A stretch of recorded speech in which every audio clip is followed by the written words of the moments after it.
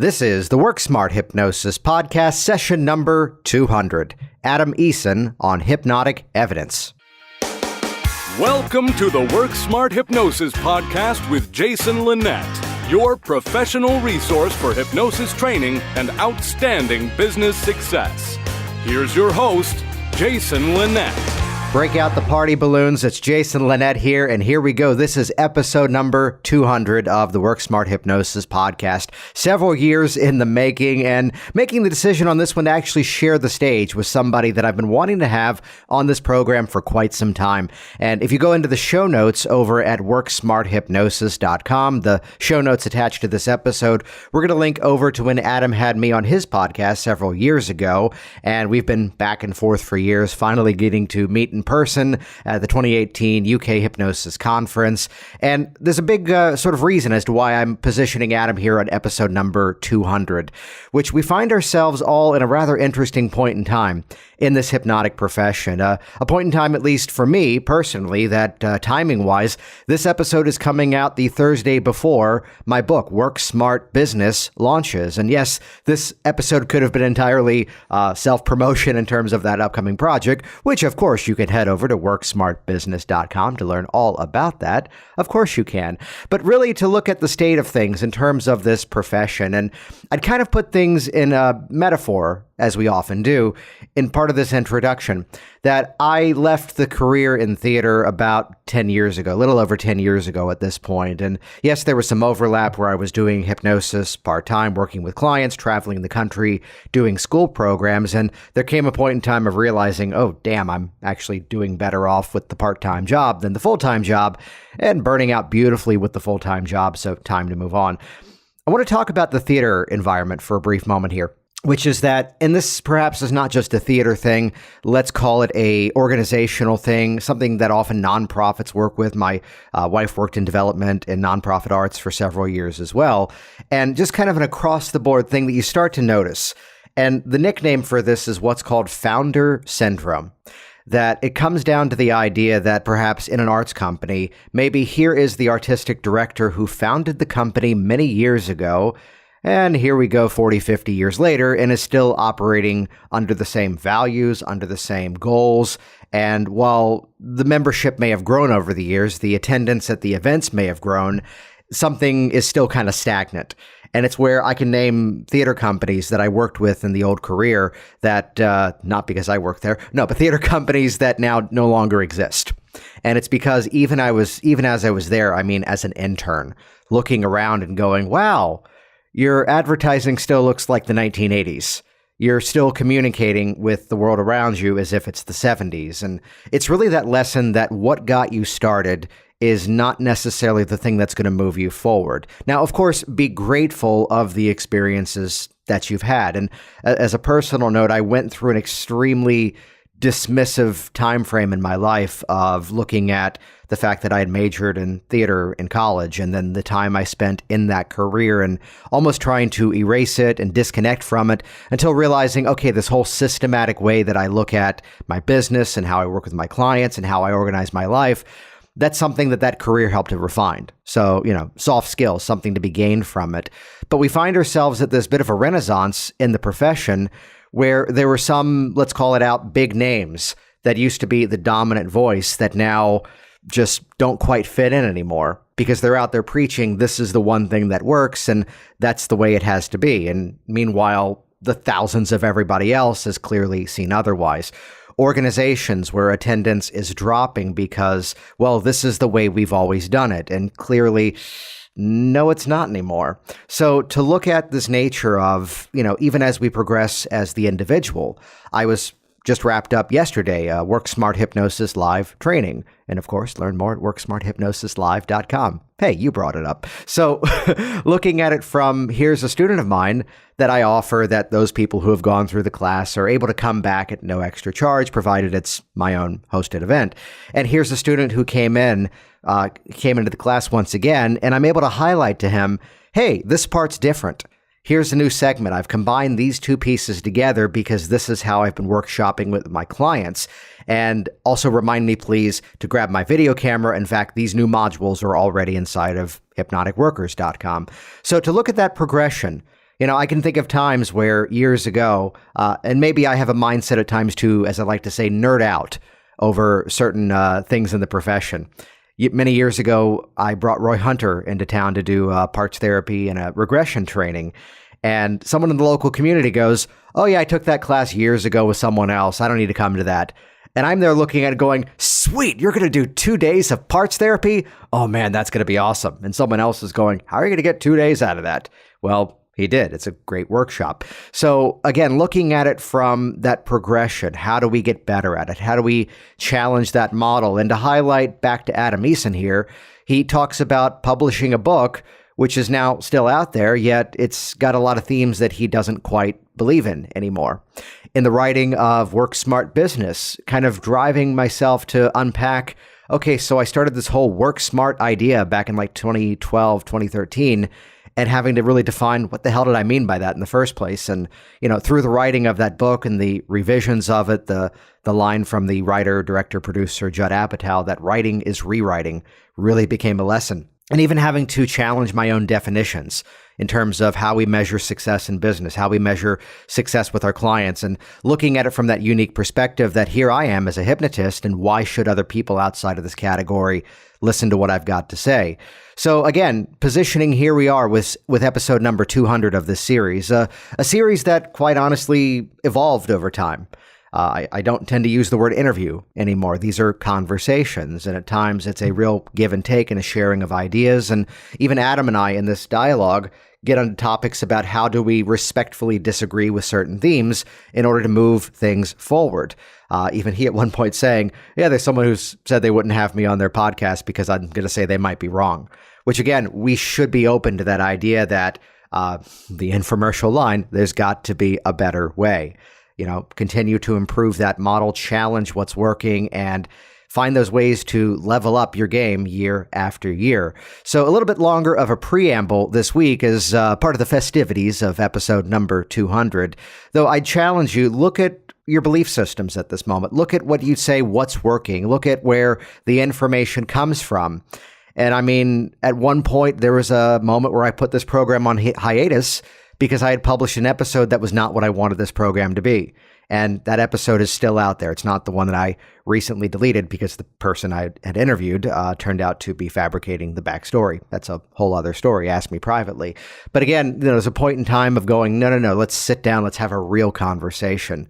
And that's where, I had Chris Jones from America's Got Talent in the program, having Melissa Tiers on the program, which, by the way, Melissa, if you're listening, you were supposed to be episode number 200, but you're in Mexico right now. And Adam is just as awesome. So here we go. With that, let's jump in. Thank you, everybody, for listening all these years. Head over to worksmarthypnosis.com/iTunes and leave an honest review of the program. We recently really jumped up with reviews on that platform, which thank you for that. Share this on your social media streams. Stick it on your MySpace, and your Friendster, and your members.aol.com. See what I did there? Things moving forward. With that, here we go. Thanks, everybody, for listening. Episode number 200, Adam Eason on Hypnotic Evidence. So this was something that I'd never planned to do. It absolutely was something that wasn't kind of on my radar, on my agenda in life in any shape or form. Whilst at university, or just kind of in the lead up to university, I had a skin disorder, and I went to see a hypnotherapist simply because somebody very, very close to me had had some great success with some mental health issues with this particular hypnotherapist, and so I went, and my skin cleared, and I then went and did a self-hypnosis training with that same individual, who's very, very charismatic man, somebody I'm still in contact with today, and this was like 25 years ago now. And I went to university and just spent the entire time at university wanting to learn more about hypnosis and hypnotherapy rather than social policy and politics and psychology and everything else that I was in a kind of conventional sense that I was examining at the time. and just ended up, as soon as I stepped out of university, I worked, or rather I was employed for one single year of my life while I trained. Then as soon as I had the certificate, I set up an office and became a hypnotherapist there and then, probably rather naively. If I'm honest, because I knew nothing really about the world, and beyond the rather youthful existence that I'd had up until that point. And at the same time, I was, as well as having that kind of naivety about just life in general, I didn't have a huge amount of experience, and really knew nothing about business.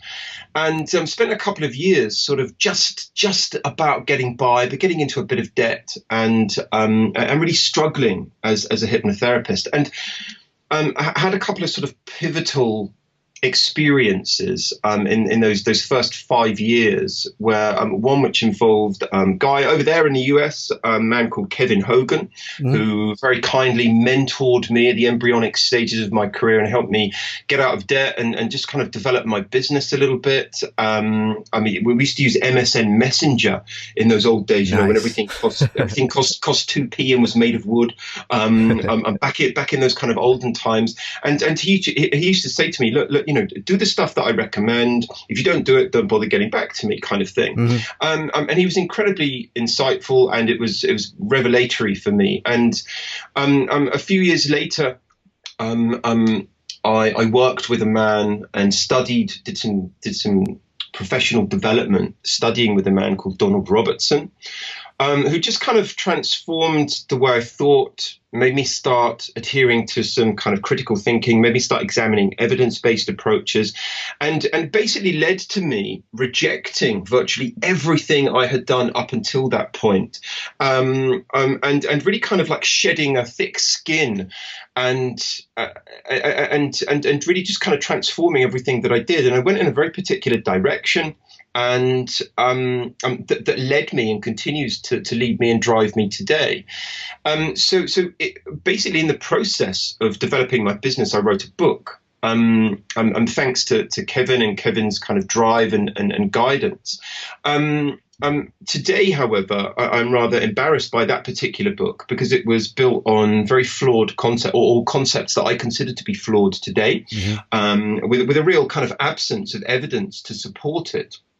The typical and rather, numerous classic notions that are still proliferated heavily within the field today.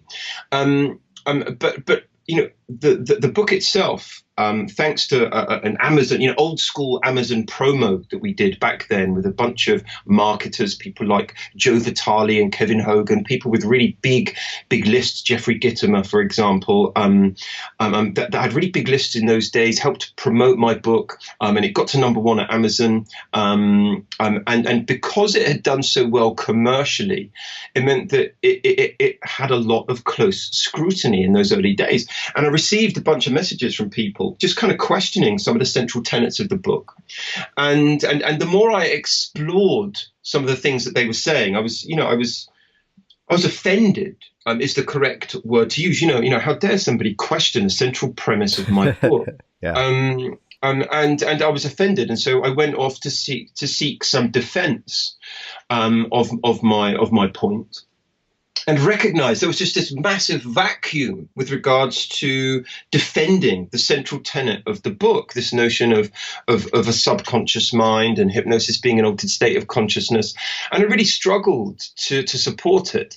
And it was at a similar time. So there I was with this best-selling book that I couldn't support, and just found rather disingenuous now.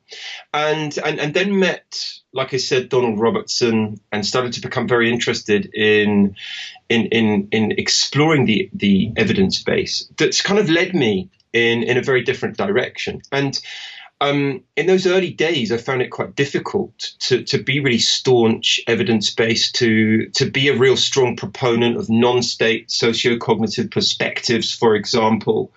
And there was a lot of sniping that I was on the receiving end of, and a lot of defense, a lot of people out there within the field that wanted to protest against some of the things that I was saying.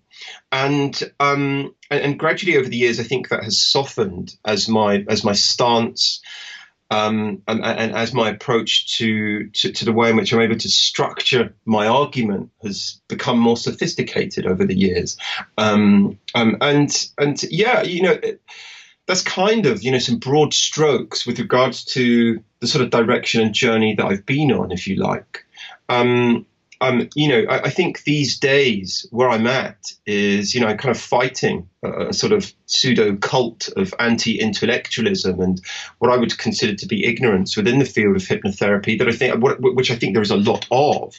I fight a lot of people that I think have a huge amount of cognitive bias within the field of frontline hypnotherapy. And my attempts have been, probably over the last decade primarily, have been to sort of close this chasm, this gap that exists between the frontline hypnotherapy field and academia.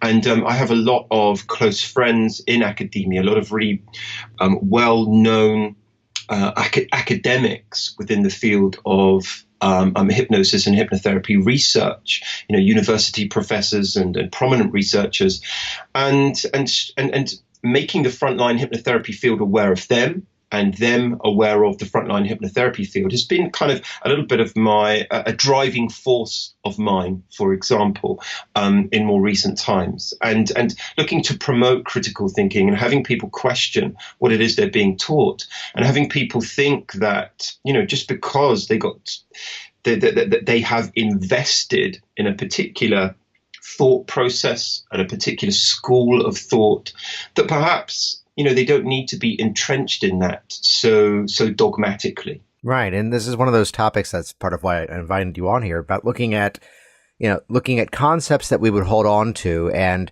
there's so many things that I'd say we'd learn in a class, we'd read in a book, and it's like, well, why? It's like, well, because the book says so.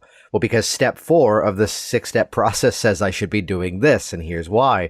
Though there's a bit of a balance to that, and I'd love to have this chat with you around this, that to look at that balance around, there's an expectation from the client side of things that whether as powerful as our pre-talk can be, as persuasive as it can be, they're calling a hypnotist because they have the perception in some way, let's call it out, that we are the person who can help them to do things they normally would not do.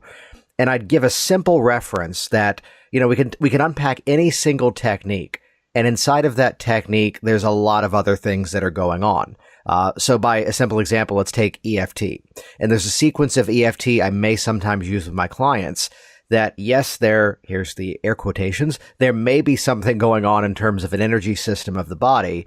Yet from a hypnotic, let's even call it out, theatrical perspective, that moment of stepping in closer and staring them down when the process begins started to produce a different result. So what's that balance between, as out of Roy Hunter's Art of Hypnosis, he talks about the BICE formula, belief, imagination, credibility, expectation. So kind of bringing in that belief and expectation, how do we measure the cognitive side of that? How do we get into the evidence-based side of harnessing that side of it? Well, belief and expectation are central to a sociocognitive perspective. By the way, I'm in no position whatsoever to comment upon things like EFT. I don't consider myself qualified to really know anything about that side of things. I would say that I know a little bit, and also I struggle to know what it really is to do with the professional sphere of competence with regards to what a hypnotherapist does, or rather should be doing. I think people should invest themselves in learning much more about what they're actually doing with regards to hypnotherapy than investing too much time and energy, effort on things that I'm not really too sure how they become so connected and intertwined within our skill set. Yeah, especially when we see that sort of business card with the list of 15 different modalities in the back of it. Yeah. I struggle with that. There's enough. I think that diploma level training is inadequate these days. I just think a lot of people take a diploma and think that then entitles them to a career. They spend 10 months doing it, for example, or sometimes even less, engaging in that particular diploma, and think they're entitled to a career that competes alongside psychologists or psychiatrists or conventional, medical professionals that have spent and dedicated years and years of their life to their training and their skill and so on. And some people, even within our field, after their 10 months of training, even have the audacity to go around entitling themselves a master or something like that. Anyway, so if I come back to your question, if you excuse my digression there, I would say that I think belief and expectation are at the heart. So, my own conceptualization these days, as far as hypnosis is concerned, is very much non-state, is very much ordinary. And a lot of people, I think, find it upsetting that it is so ordinary and so sober. And a kind of central ethos of my business is to undersell and over-deliver. And not just in terms of my service, my business, my college, the training that I do, the information that I disseminate, my own research that I disseminate, for example, but also with regards to the way in which I conceptualize hypnosis.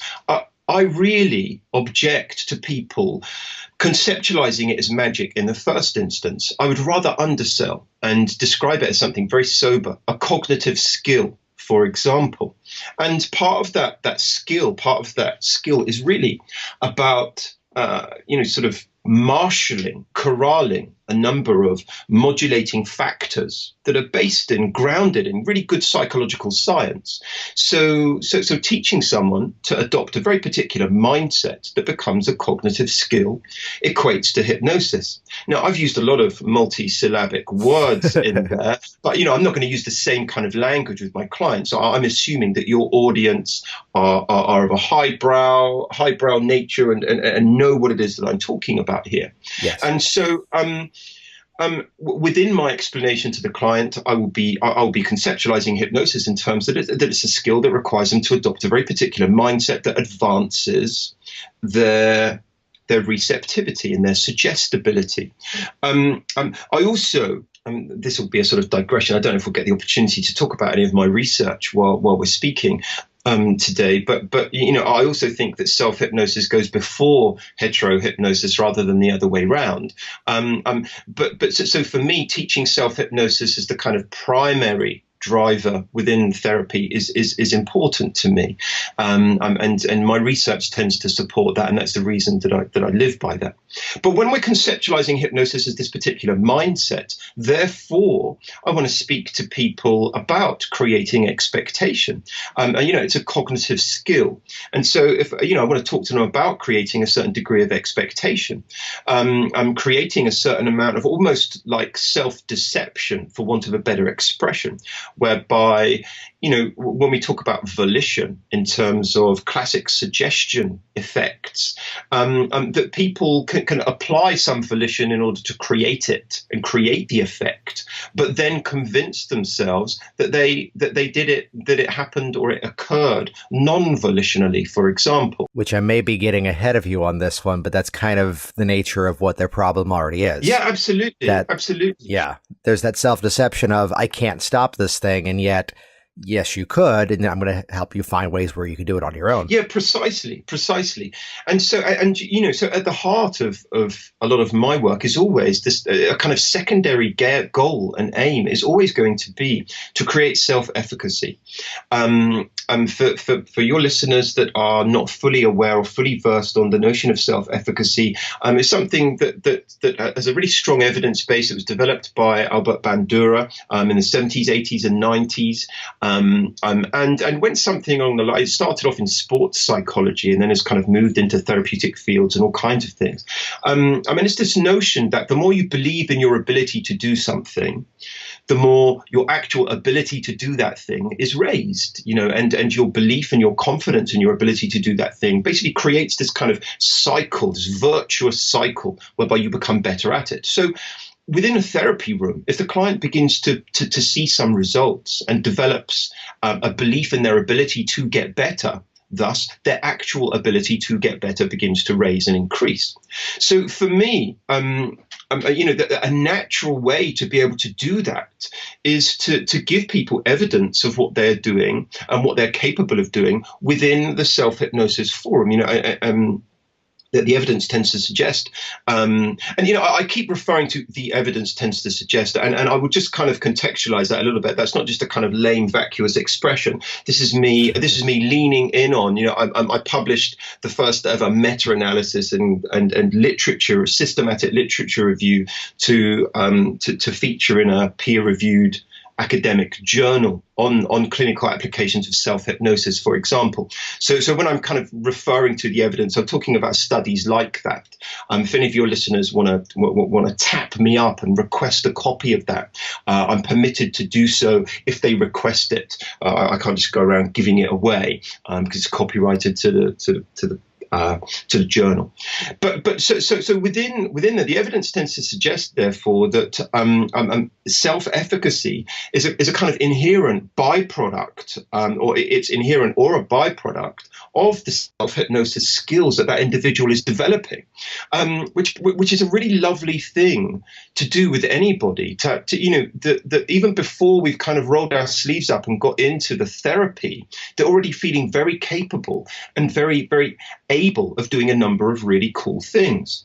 And so, say, for example, I'm going to teach somebody to use self-hypnosis and actualize some hypnotic phenomena, the kind of stuff that we do one-to-one with our clients all of the time, sticking a pen to their hand or sticking their hand to their leg or their chair or something like that, really useful life skills.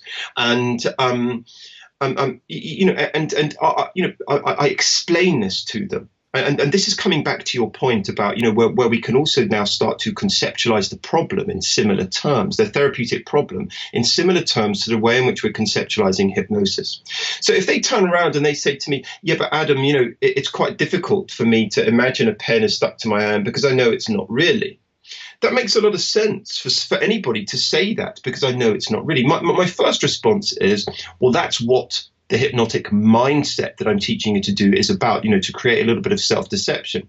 However, let's just sidestep that for a moment and let's discuss the actual problem itself. Let's look at the process that you engage in with regards to that particular problem.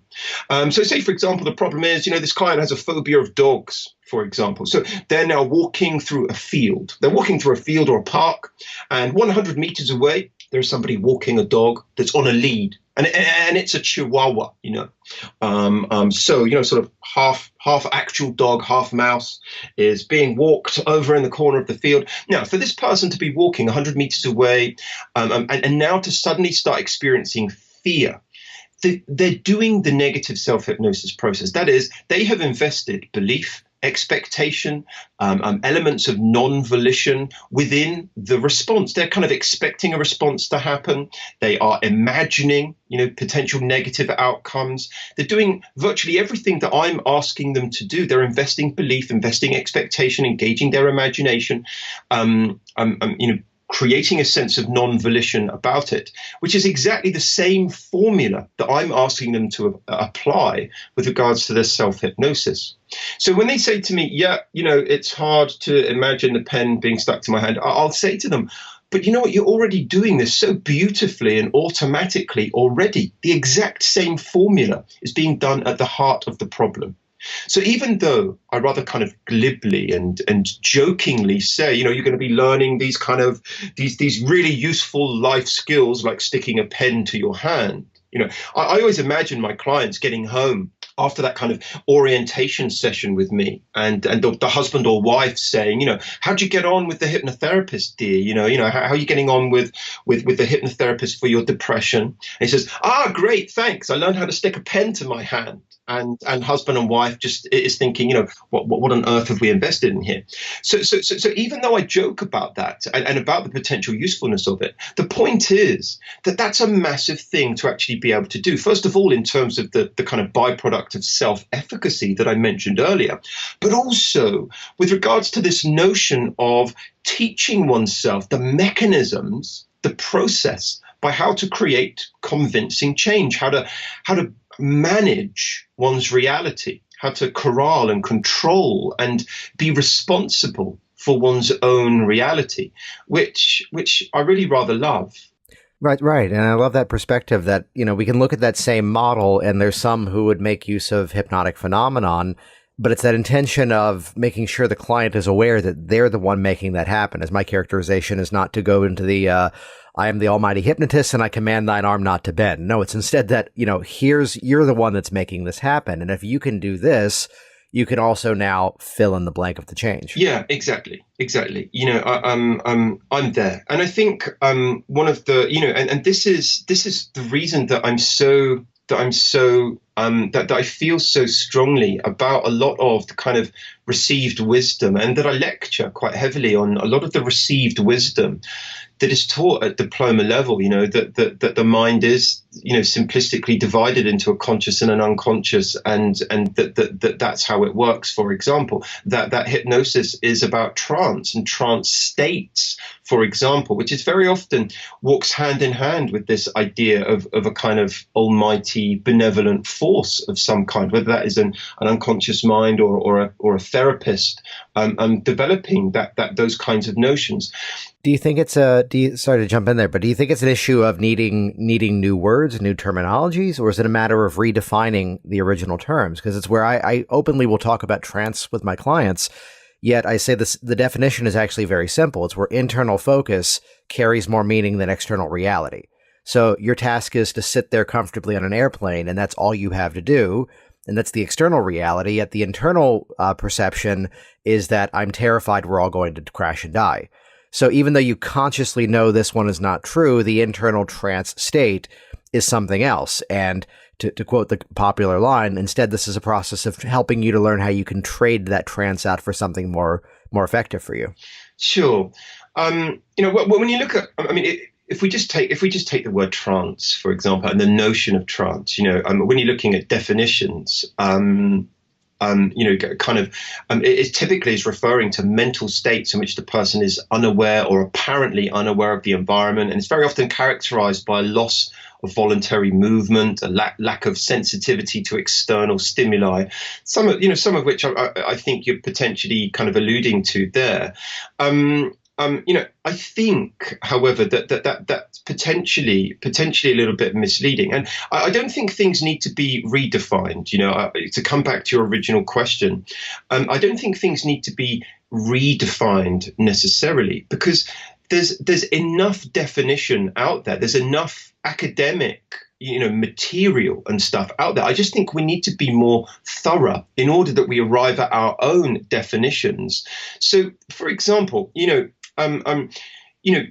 you've obviously given this some thought, and you've obviously got a lot of experience with this in order to feel qualified to make a decision that it's okay for me to use the word trance. Now, I'm not saying that this ought to be outlawed. What I'm saying is that people need to know both sides to this discussion and this debate, that there is a lot of rhetoric out there that is anti the use of the word. So, for example, if you look at the work of Kirsch and Lin, 1995, for example, in the American Psychologist, a paper that was entitled The Altered State of Hypnosis, Changes in Theoretical Landscape. They actually mention a couple of studies, in particular a 2002 study that Stephen Lin looked at, that said that when participants were told that responding to hypnosis meant they had to enter a trance, they ended up being less suggestible than the participants who were just told that responding to hypnosis required them to be actively involved in the process. So the only variables that were altered in the two groups in responding to hypnosis was that one was told they had to enter a trance, and one was told that they just had to be actively involved in the process. So trance and the kind of unqualified notion of it led to lower suggestibility. And I also think that sometimes the notion of trance, especially when used in Ericksonian terms, tends to be a little bit obfuscating with regards to hypnosis and what hypnosis actually is. And I think what the evidence suggests hypnosis is, that it is something that is this kind of passive state that people go into and dive into like it's a blancmange or something, and I think that, and I think that also it runs the risk of creating a lot of kind of false perception that mainstream media get a hold of, and they like that. They like a lot of that sort of mystique and mystery. And I think that we need to shake that off if we are to become a mainstream, or if we are just to be pulled in a little bit from the darkness of the fringes, because that's where we're at. We're at the fringes. Right. And I think, so I'm not suggesting there needs to be, that this stuff needs to be rewritten, because you know what? It's all out there already. It's all there. It's just that the vast majority of the field do not know both sides. The vast majority of the field do not understand that more complex and just state versus non-state debates is this big debate about the theory of hypnosis that is, socio-cognitive versus dissociation theories, for example. And there are still echoes of that debate happening in modern neuroscience today, where neuroscientists are creating some rapprochement between the two and actually finding, similarities. Some of my own research actually is contributing to that discussion, to suggest that in a similar way that Zoltan Dien's cold control theory offers up a really interesting model of modern day approaches to hypnosis, self-hypnosis offers a bit of rapprochement between socio-cognitive perspectives of hypnosis and dissociation perspectives of hypnosis, which I find delightful. However, when I take that discussion and that debate to CPD events, to conventions, to conferences, I get squinty looks. And I get people looking at me like as if to say, what the fuck are you talking about, Adam? I have no idea of this, because they just don't know. They've just been taught this is what hypnosis is. Well, I think we take a lot of these definitions, we take a lot of these concepts as, that's just what it is, when that's really what it may be. I flash back to there's an earlier episode of this podcast series with a friend of mine, Greg Poljasic, who was in a master's level training of neuroscience. And he was even referencing the documentary, What the Bleep Do We Know? And he goes, well, they're right on a bunch of points. Yet the thing that's missing is that, as he put it, we're doing hypnotic suggestion as much as you are. We need to always be under the phrasing of research now suggests that this may be the case, as opposed to stating it as an absolute. That the moment we make that absolute statement that, okay, now that they've lost the numbers in the Dave Ellman induction, they are now in somnambulism. Okay, well, what the hell does that mean? What can we do with that? Exactly. And you know what? I have, I encounter a lot of resistance from people that as soon as you start to cite some evidence, or as soon as you demonstrate that you've read some research, a lot of people get a little bit uppity about this, and start to get a little bit defensive and say to me, well, this is just academic what you're discussing here. All I want to know is to be able to know what works.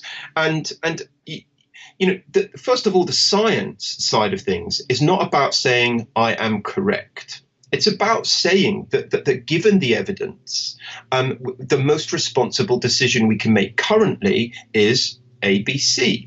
But that I will yield if something else comes along that supersedes that. It's never going to be set in stone. We be flexible all the time. And science is not just a kind of, especially because we're not talking about natural sciences here. We're talking about psychological science, which is open to a huge amount of interpretation and misinterpretation, and it's complex, and there's so many variables to encounter. And even, as far back as the 1930s, Clark Hull, when he was doing some of the very first ever, research into hypnosis, laboratory style, with any kind of scientific principle, recognized how utterly difficult and challenging it is to conduct effective scientific psychological research in the field of hypnosis. It's very challenging. So we're not saying that one thing is correct. We're saying that given the evidence and given the weight of evidence in a particular way, we can start to make more responsible decisions. But we're not just digging our heels in like I said earlier, we're not dogmatically entrenching ourselves in one particular mode of thought. Instead, we're always going to be open to something being superseded, and we will yield if something else comes along to change that. And we mustn't just think, look, I've invested some money. I've invested a substantial amount of money in my training. I really liked the tutor. I really enjoyed my course. So therefore, I must believe in everything that I was told. A lot of people avoid having discussions with me about their creations and about things that they've put out there into the marketplace, because one lady, for example, refuses to have me on her podcast. She mentioned it on one of her episodes and mentioned me on one of her episodes because she said, Adam Eason doesn't believe in what I do. And rather than avoiding the people that don't believe in what you do, you ought to be engaging with those people precisely because of that, for that reason. And what you do ought to be able to bear up to some scrutiny. And if it doesn't bear up to scrutiny, then you have a wonderful opportunity to make it better. And, so I mentioned a recent publication, a recent paper that I had published in the psychology, the American Psychological Association journal, The Psychology of Consciousness. Stephen Lin is the editor. The prolific hypnosis researcher Stephen Lin is the editor. And for those people that are not aware, when you have peer review, it means that people on the peer review board, the editorial board, major academics and major contributors to the field, review your paper before publication. And, I submitted my paper as part of my Ph.D. Submitted my paper, and this was my first foray into this field. And when it came back, the commentary, and because they purposely submit it to academics who have dissenting perspectives to yours or contrasting perspectives to yours, it needs to be robustly examined. And, I wanted to cry for a few days. I wanted to sit in a darkened bedroom and listen to my old Teenage Smiths LPs and just feel sorry for myself. And I was like, how dare you criticize my life's work and so on. But actually, this is massively, a massively effervescent process. In fact, it's so good for you to take that stuff on board. They weren't having a go at me personally. They weren't having a pop at me personally. Instead, they were looking at my work and what my contribution had. And I needed to examine other things, and I needed to examine my own biases, and I needed to be objective. And as a result, my paper became better. And so out there in the field of frontline hypnotherapy, where there's a lack of this kind of mentality, where people refuse to look at both sides of a debate and a discussion and treat their investment in a particular model almost like it as a cult, and build walls around it and protect it from any dissenting perspectives, it festers and it won't develop as a result. And instead, to be open and let it bear up to some scrutiny, and it's where you have the chance for it to mature and become better, and also for it to be seen as it truly is. And I think there's so much willingness amongst the field of hypnotherapists, because very often the training has been inadequate, to enjoy being spoon-fed with techniques of people that are supposed to be, prolific and supposed to be incredibly successful. One of the things that I really respect about yourself, Jason, is how you've managed to commercialize your business so effectively. And, I think you're a good, you represent what people can do commercially really well. Yet one of the things that I struggle with within the field of hypnotherapy is a lot of people teaching others how to be successful therapists when they haven't actually been successful themselves. It's a real facade. Yes. There's a business conference and convention out there in the world currently, where lots of people are going and giving lots of advice to willing hypnotherapists about how to be effective in business. And I've been asked to go and speak at it, and I struggle to go and put my flag in the ground at an event of that kind. There was a guy based in the US, very well-known hypnotherapist who was poorly. He was sick a little while ago, and was asking the hypnotherapy field for assistance with his medical bills. Could people help him and give him some financial assistance to pay his medical bills?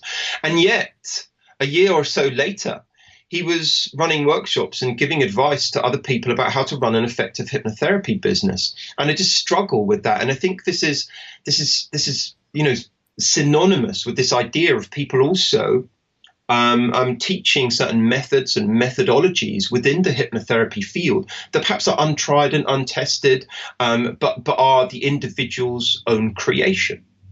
And so, I think that this notion of critical thinking that I'm talking about actually embraces creativity. It connects ideas, and it's very much about us thinking about both sides of the debate, about asking important questions, not being personal, not resorting to logical fallacy, but asking really healthy questions that as a result, the field grows and develops and matures effectively with some objectivity and bears up to some scrutiny and doesn't just allow more and more fermentation of nonsense or of myth and misconception. Even people that are very well recognized and very well perceived within this field tend to regurgitate a lot of myth and misconception, and don't like having questions asked of it, and get very defensive and use their charisma and their personality to talk that stuff down and to talk away the critique rather than being open to it. I realize that there's one single point in there, but I'm hoping, and I realize I went around the house. No, I was letting you go because I was letting you just go on with that because you complimented me in there. So thank you for that. No, it's to look at that perspective that, again, it should be a what's working now on the business side of things rather than here's a really cool idea that I have. And it's the same dialogue within the hypnosis training side of things, that it's not here's a really cool artistic process I just made up for the sake of filming a video of and selling online. It's instead, here's something I've been using with clients for a number of years, and here, test it out for yourself as well. I wanted to kind of pivot part of the conversation, though, that, and I give you the disclaimer that you are not in the community that I'm referencing when I say this, is that I see a lot of similar dialogue going on these days around here's what needs to be fixed, here's what needs to be fixed. Though as we pivot to that concept of evidence-based work, I just ask you for a simple, let's go nuts and bolts on this. So what are those things that we do as hypnotists that we can now fit into that category of evidence-based work? That, yes, there's the research with self-hypnosis, which I love that in terms of getting that hypnotic foot in the door right away, that you can create this, you can create that different response. What other techniques, what other modalities fit into that header for you? Well, I mean, within the field of, it's very sparse pickings within the field of self-hypnosis. My own systematic review. We drew up. I'm looking at examining the databases of the literature. We drew up 546 studies on clinical self-hypnosis applications. But actually, when we looked at how many of those would make the final cut for the paper that I was publishing, of being fully randomized, fully controlled trials, there was 22. So, it's a lot easier to write about just 22 studies. However, the field of heterohypnosis has much more, substantially more. Nothing like the field of cognitive behavioral therapy, for example, which even when it has its own ineptitude within it, still stands up in health services, especially that here in the UK, because of just the abundance of material that it's got to support it as far as evidence is concerned. So as far as the field of heterohypnosis is concerned, and hypnotherapists that are listening today, I think there's a number of things that we can draw upon.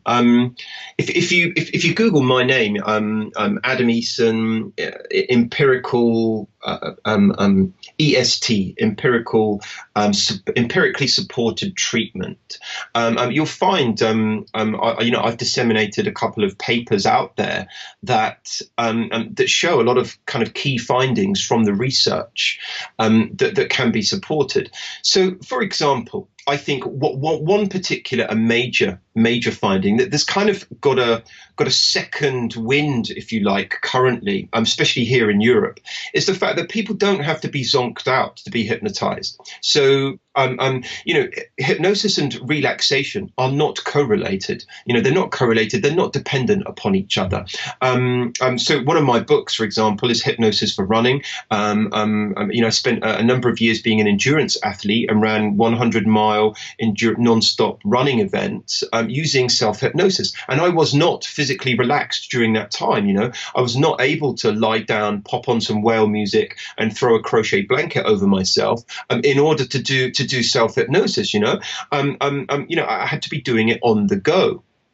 And so,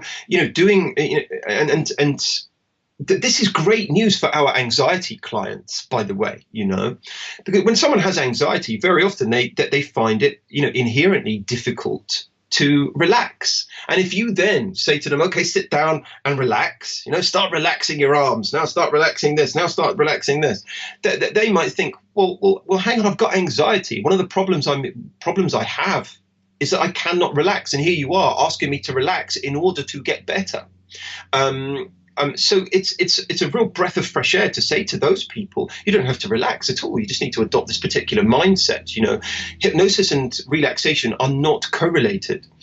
This notion that someone needs to be in a reclining chair, zonked out, dribbling down themselves while the hypnotherapist kind of affects this hush FM DJ voice, and starts doing deeper and deeper kind of stuff that you run the risk of them wanting to kill themselves with too much of that kind of talk.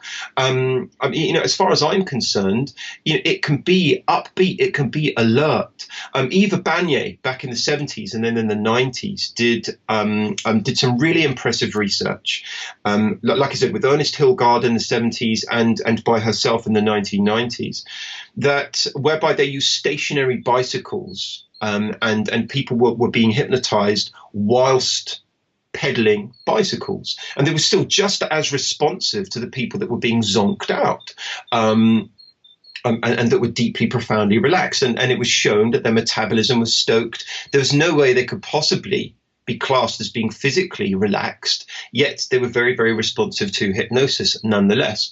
So the two are not dependent upon each other. Hypnosis, it does not have to be conceptualized as being a sleep-like state. Really, the only thing it has in common with sleep is that typically people have their eyes closed when they are doing it. I would say that's one really important thing for a number of people to be aware of.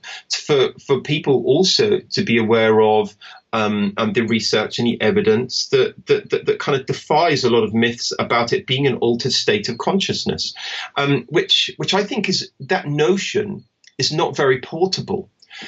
So, for example, there's some really good friends of mine that have been on your podcast quite recently that I disagree with vehemently.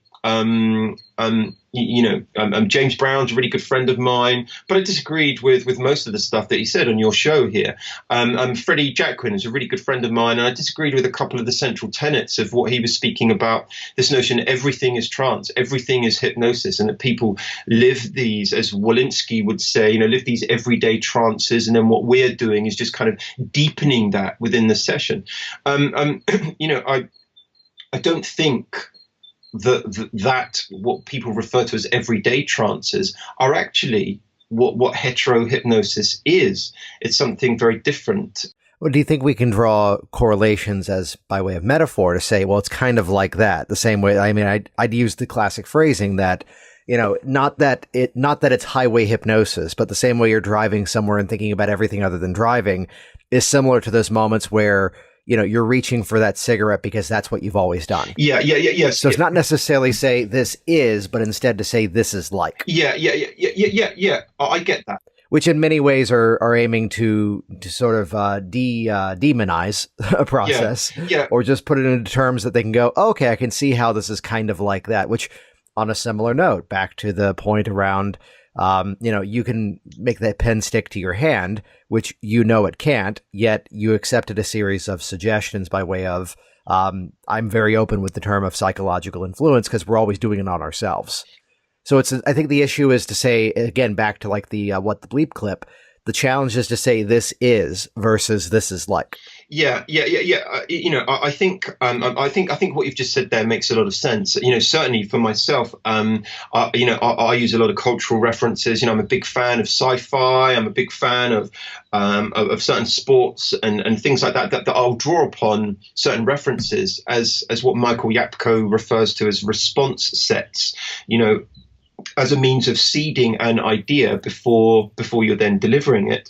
I suppose some people might refer to that as priming. Some people might refer to that as just, in more conventional psychotherapy, this would be psychoeducation, where you're educating your clients about what's going to happen and so on. And so, providing an analogy or a metaphor, of course, I find that, or a universal metaphor, for example, makes a lot of sense. I think one of the issues I have with this idea of, when you're driving, you're off with the fairies, this kind of Ericksonian early learning set type of notion where people are encouraged almost to wander off and not be aware, I think offers up a kind of, certain lack of responsibility and offers up a little bit too much superficial, magical thinking. I would much rather be rational and objective and have people learn to take responsibility for themselves. And when they do so, what that does is creates the byproduct of this thing that I've labored earlier on in this discussion about self-efficacy. That self-efficacy, when people, if people have diminished responsibility in terms of, you can just wander off and don't worry because all the suggestions I'm giving you are going to your unconscious mind, for example. I think that doesn't give them the opportunity to develop self-efficacy, to actually feel like I'm doing this for myself. I'm learning something for myself. I'm becoming better at it for myself. It makes them passive. It makes them kind of sit there and expect a lightning bolt up the arse, which is just, which sometimes will be effective. And, I can hear out in the ether now, I can hear future people of the future listening to this right now that are shouting at their recording devices that they're listening to this saying, but it's been working for me, Adam. It's working for me. Right. Yeah. But the thing is, it's probably not working because of the reasons that you believe it to be. Yeah, I think that's the thing. It's not necessarily a throw it all out. It's a look at it consciously and critically to go, what else may be going on? What is it I can pull out of this? And how is it I can now highlight those features and make myself even more effective? What are the actual mechanisms that are contributing to the change? Because a lot of the time it's down to expectation, it's down to placebo, it's down to a lot of different mechanisms.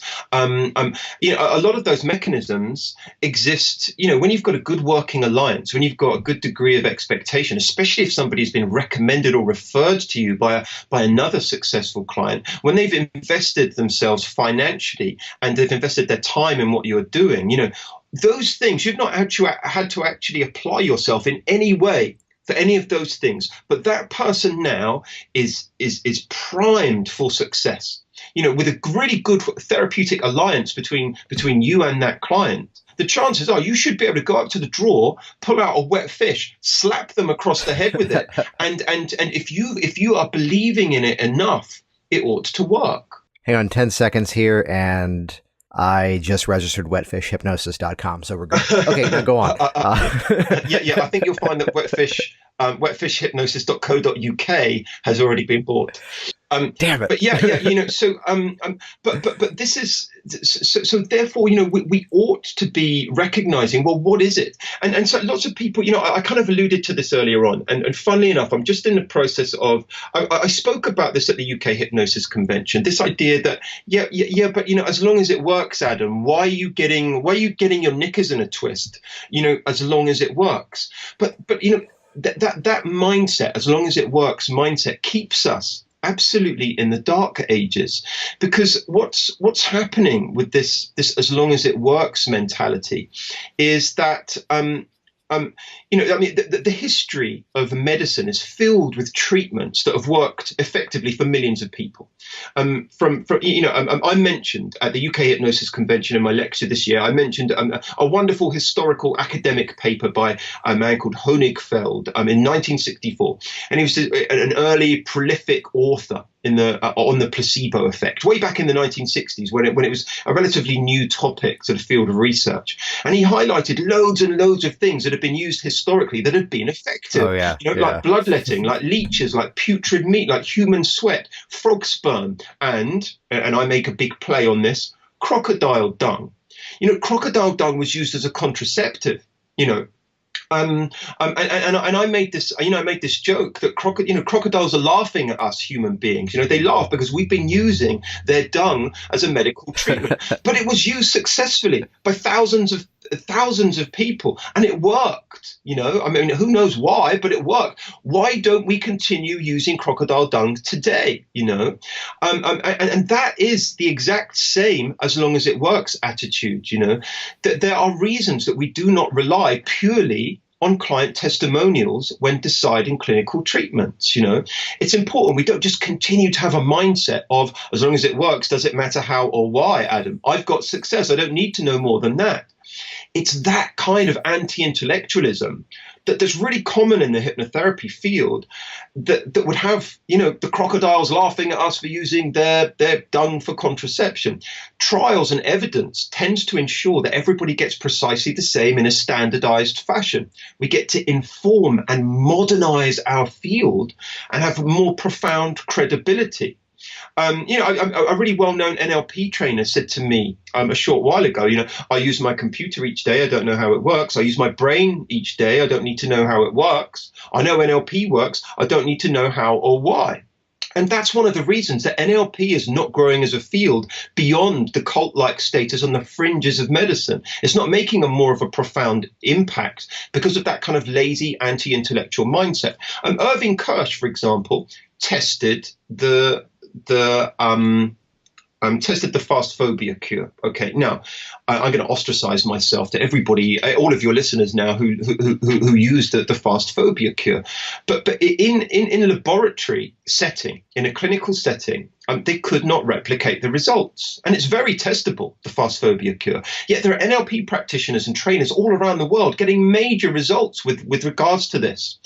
And one of the arguments and one of the reasons that many academics believe that they get success out there in the world is not because of the technique itself. The technique itself, according to evidence, tends to be impotent. But it's because the people using it believe in it so much. I urge everybody listening, don't be one of those people who opt for that comeback of, as long as it works, Adam, who cares, because I do care. I've spent my entire adult life in this field of hypnosis and hypnotherapy, dedicating myself to it, and I'm desperate for it to be pulled out of the fringes that I've been referring to. Instead, I want to encourage people to be the people who actively move the field forward. If you love the field of hypnotherapy, as I do, you need to do more than just spreading the word about it. We need to better understand it. We need to better develop it effectively. The as long as it works attitude is the crocodile dung attitude, Well, it's to look at, what may be also going on. What are the moving pieces that are helping this to happen? Yeah. And I really appreciated the work that you've done in terms of highlighting, okay, so here's what may be going on even with placebo. And for years, I've been, kind of privately using the term of going placebo on techniques that actually work. Yeah. So looking at, what are the things that we can begin to model in an evidence-based format, the things we know about dissociation, the things we know about, ramping up a state and bringing it down, fractionation, the things that we know about even mindfulness-based style trainings. Yet again, back to that reference earlier of, for the way that I can only describe it, as giving myself permission to get a little weird at one point, got a better result. But still at the core of it, inside of it, is that ability, which was heightening just the imagination, the expectation of the process. But at the core of it, here's a technique that I can look at, here's research around how it's been effective. To look at something you hinted at earlier, that again, it's not just that relaxation-based state. it's always to ask, what is the emotion that's going to be there? What is that physiological state that's going to be there in the result? And that's where I tend to do the work, which is kind of modeling in some sort of indirect way all the work in terms of state-based learning, that I want them at that excited place because that's where they're supposed to be when they're creating that change, versus my professional language on this is as they've turned to yogurt splattered in the chair. Though there is a moment that I did accidentally build up some static electricity in my body when I went to do a floppy arm drop in a Dave Ellman induction. And this is the guy who did quit smoking, as he put it. There was a moment where he just kind of jolted me, and I just knew I was done at that point with the cigarettes. So there's my lightning bolt up the ass hypnosis, by the way. But one of the things, excuse me butting in there, but one of the things that's really interesting that you mentioned there. Okay, so you have charisma. Okay, you have charisma, Jason Linett. You would not be able to be at these lofty heights within the field that you are at if there were an absence of that. You also have a big following. You have a voice that's heard, and so on. Now, so if to paraphrase you, and you had some success with this approach that you took with a particular client where you had to get a little bit weird sometimes, okay? And then, so you decided, this has worked here, this has worked on a couple of occasions for me, so therefore, I'm now going to package this up. I'm going to sell it to the masses. People will buy it because they believe in you and they trust you and so on. And people start adopting this idea whereby the way forward with these particular set of issues is for me to get a little bit weird. For example, and there is a proliferation of that within the hypnotherapy field. People have found stuff that works for them. Now, I'm not saying it doesn't work. I'm not saying that at all. But what I'm saying is the reasons it works for, so for example, the reason that the founder of that technique gets success with it might not be transferable to everybody else. It may be because of the type of person they are that it's so effective. It may be that they've believed in it so much that it's been so effective. And, it may not be working because of its standalone technique and so on. And even from the concept of the actual founder of it, the reason they think it's working is different than the thing that's actually making it work. This is, you just described, by the way, my entire strategy of how I chose the trainings I went to in 2018, by the way, which was that I was looking at who are people who are massively effective at what they do, or in the case of one, seemed to be based on the stories they were telling. We'll let that one sit for a moment. I'm reading between what were the lines. things? Exactly. The session that is now not there anymore. But to look at, again, what elements may be going on, what's that meta-analysis in terms of their entire style of work that is what's getting them the result. That it's not just, it's the, Michael Elner looking at the practitioner transcending technique. What are those things? What's the environment that the change is being produced in? Before we hit record, I was talking about, I'm on the hunt for a new office space as I've ended my lease early due to some maintenance issues. And I was mentioning the story around one of these executive office suite type buildings, which there's nothing wrong with. Yet as soon as I saw it was someone else's environment and it was someone else's layout and it was an office with the furniture already in there, I'm going, this is not the way that I work with people. Mine was that they're coming into my space. They're coming into my setup, which maybe my perceptions as to why I think I'm doing the work, someone else can unpack it and go, yeah, but here's also what's going on. It's to recognize that with all of this, there's so many moving pieces. The same as, and I say this next statement not to discount medical science in any way, but the phenomenon of regression to the mean. By the time I got the medication from the doctor, I might have already been on the other side of the bell curve and already on the mend. And yet now I'm claiming, okay, this Zithromax that they gave me for my really bad cold, that's what made me feel better. But I might have already been going there already at that point. Yeah, absolutely. And, I would say that a lot of the popular techniques that are out there in the world would be, would absolutely be more effective in the hands of different people. And what we need to know is not just the rhetoric of the person delivering it and has put it together and put their approach together. We need to be able to examine it and examine it robustly, and not just not just to pull it apart. That's not what I'm about. But to understand and to be able to move the field forward and to think critically about what's actually going on with a lot of this stuff. And so many people are just oblivious to this whole way of thinking. There are organizations out there in the hypnotherapy field that have the word medical and dental in them. I lecture for the Royal Society of Medicine here in the UK, and that's full blown, you've got to be an oncologist or a surgeon or a doctor or something like that to be a member of that particular organization. But there are hypnotherapy organizations out there referring to medical hypnosis, whereby, the medical hypnosis that they are talking about, there is no way it would stand up or be genuinely approved in a hospital setting or a perioperative setting or a dental setting. It's kind of built upon foundations of sand, and it's really difficult. The same mindset that I'm talking about us applying as far as critical thinking already exists in lots of other fields out there.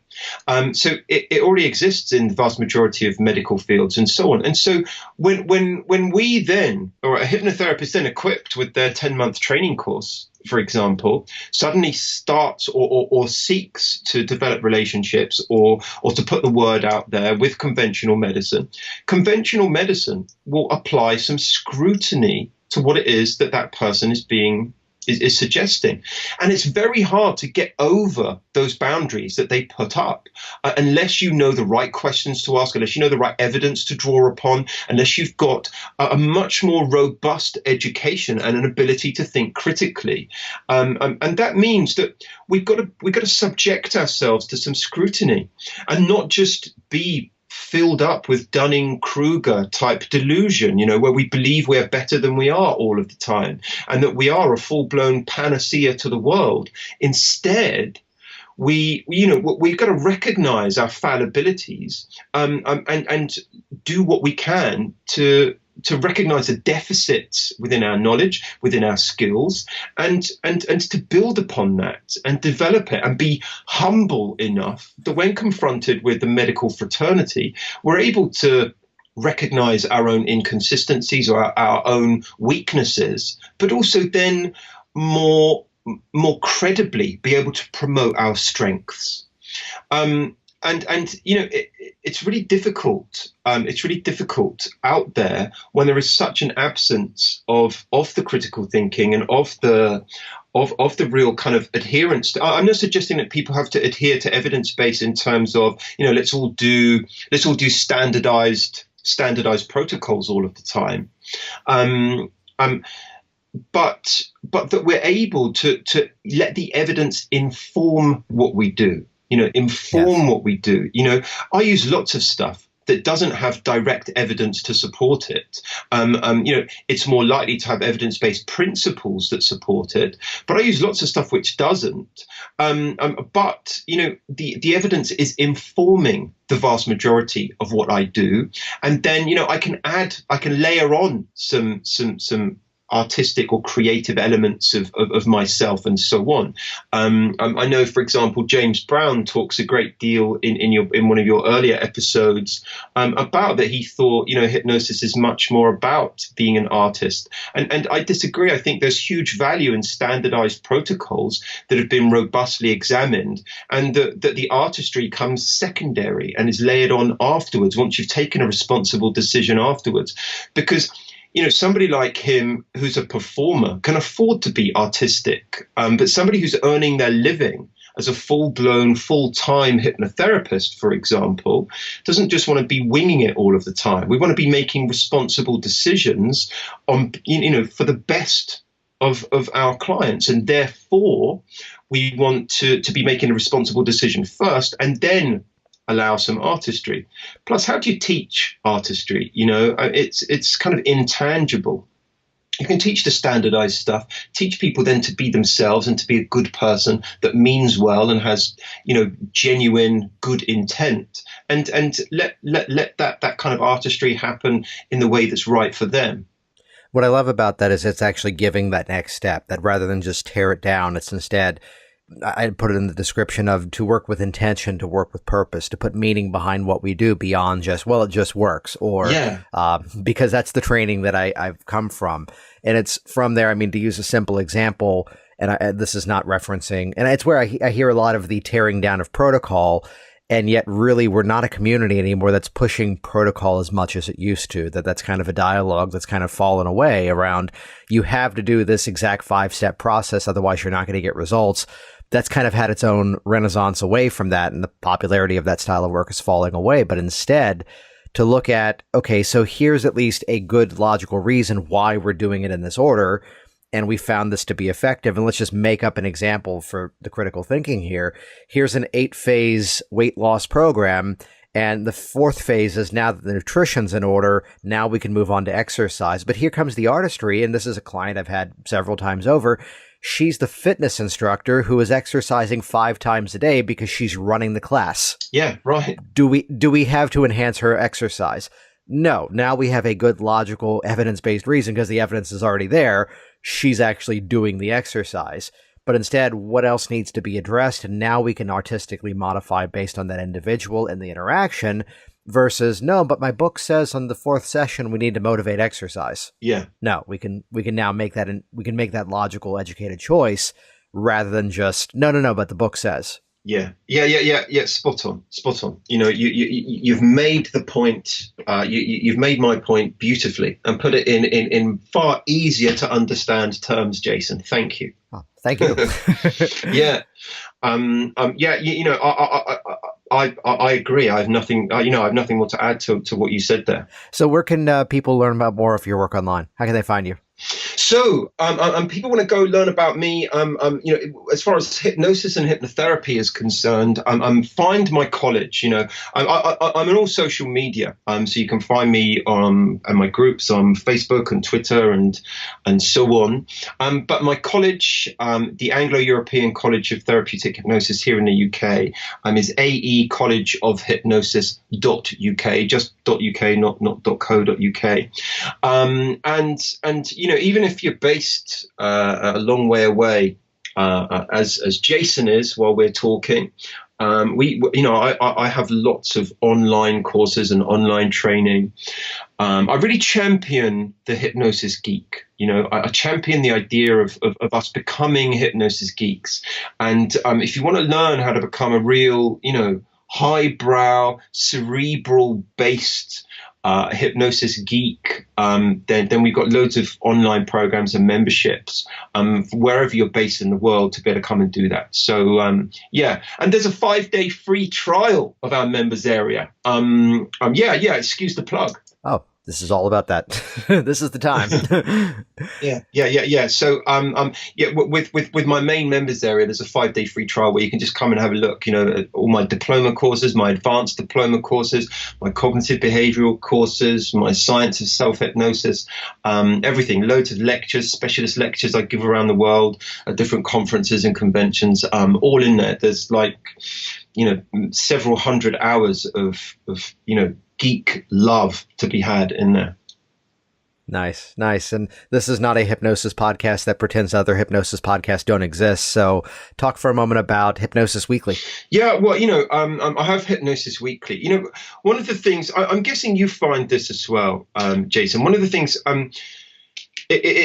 I feel slightly torn. So I've just taken over the UK Hypnosis Convention, for example, and one of the things that I'm looking to do is to bring more academics in, and it's not easy, but there's going to be some major university professors, some major scientists from the field of hypnotherapy and hypnosis lecturing at this year's UK Hypnosis Convention.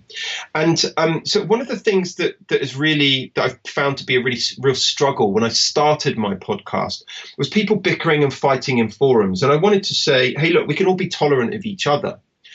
But and so I give everybody a voice, just like you do on your podcast. You know, you don't enforce your own judgment, your own thoughts necessarily upon people. You shine a light upon them, and that's what I do and what I set out to do with my podcast Hypnosis Weekly, which is just hypnosis-weekly.com.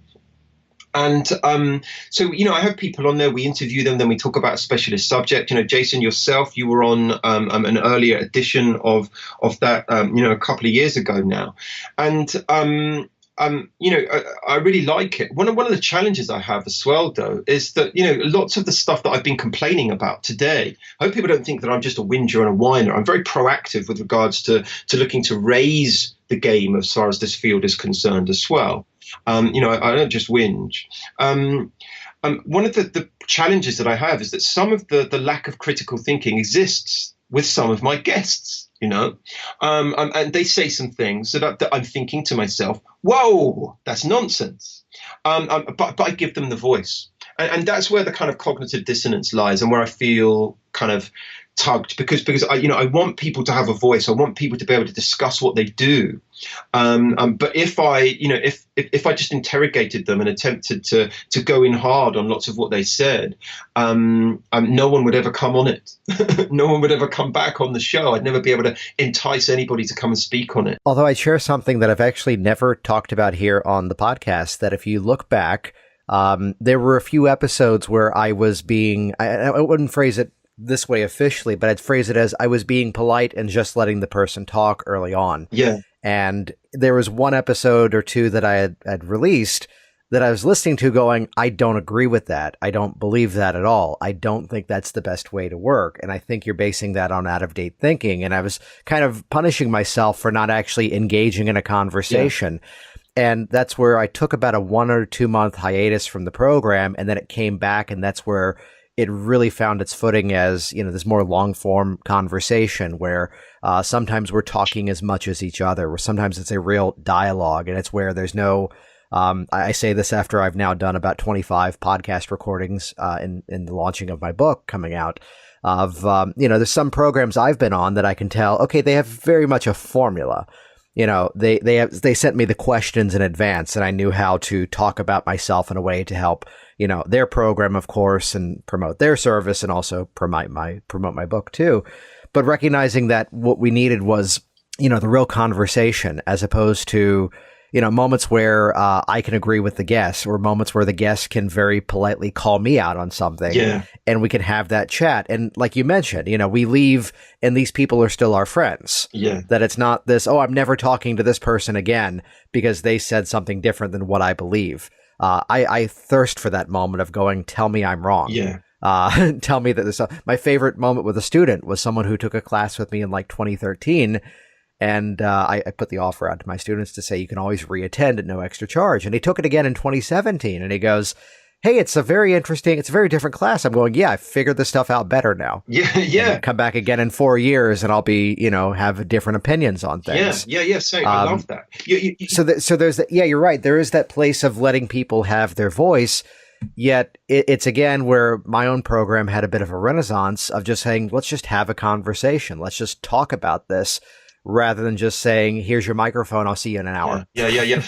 I'm one of the things that you said when I spoke with you on my podcast, one of the things you said that was a work of art was that you discussed and made a quote about learning from people who disagree with each other.